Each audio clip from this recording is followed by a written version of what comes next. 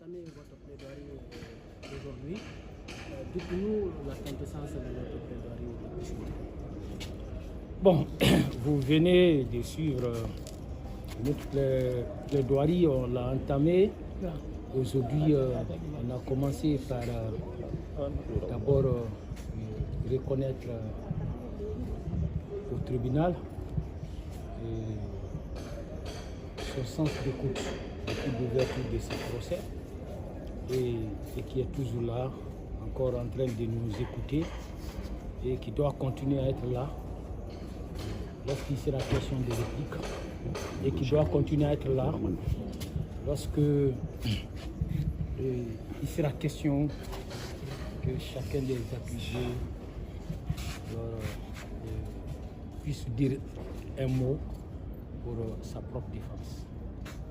Alors, donc nous avons commencé par cela.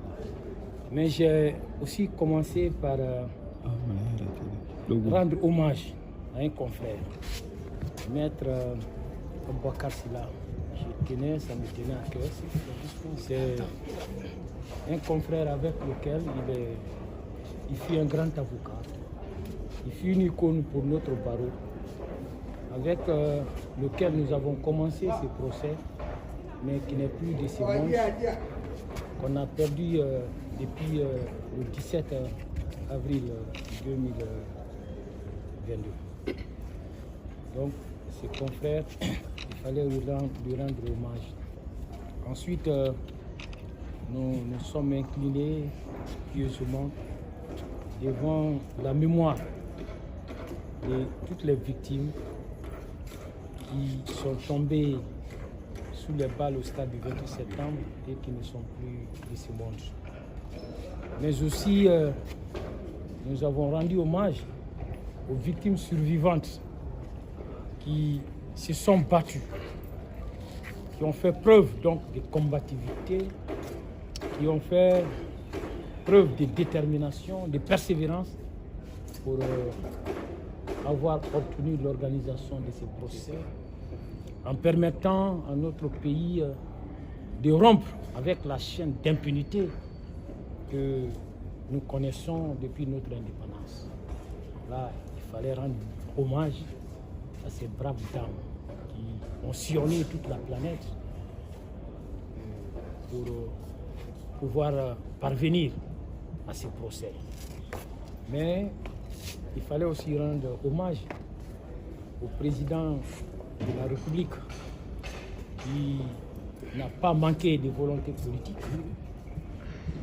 pour que nous y arrivons. Donc il fallait lui rendre hommage, mais aussi rendre hommage à son ministre de la Justice d'alors, son ministre d'État, M. Charles-Alphonse Wright, qui a mis des bouchées doubles pour que ces joyaux que nous avons en Guinée, qui est envié aujourd'hui à travers le monde entier, qui est parvenu à achever cette œuvre gigantesque.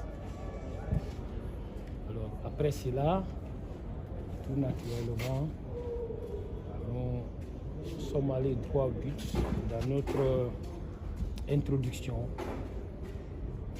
On a indiqué, à cette phase, il fallait indiquer que nous sommes là pour démontrer l'innocence de mon commandant et de solliciter son acquittement en fin de compte.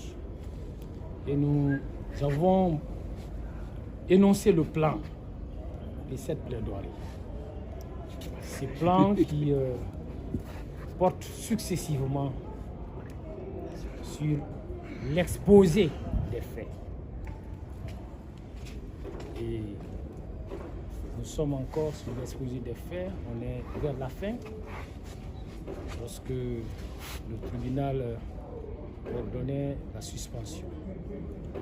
Et à travers cet exposé des faits, vous avez compris que avant d'entamer l'exposé proprement dit des faits, nous avons pris soin de présenter le parcours très élogieux qui est celui de mon commandant. c'est pour dire que c'est un universitaire.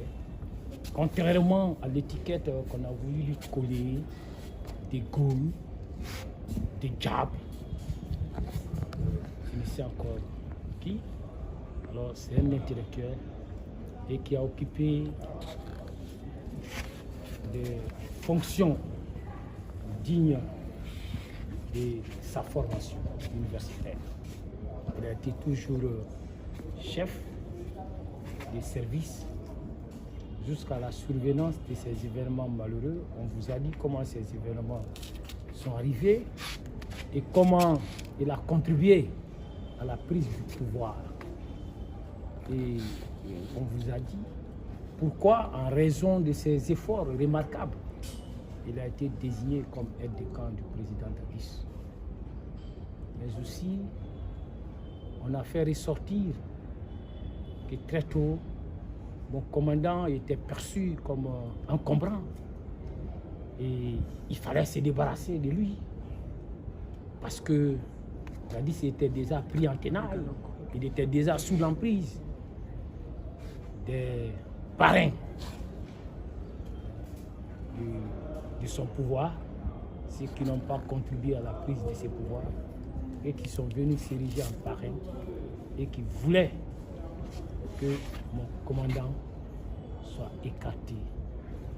Donc il a été discriminé et dès le départ, il y a M. C.C. Raphaël qui a été dépêché auprès de lui pour une mission d'espionnage, pour pouvoir contrôler ses faits et gestes et même ses paroles et d'en rendre compte au président Dadis. Mais très heureusement, il n'a pu relever aucune faille de sa part pouvant justifier un quelconque limogeage. Je vous ai aussi expliqué alors, le pouvoir, le plan mystique qui avait été mis en place, parce que le président Dadis a tenté de l'éliminer sur le plan mystique.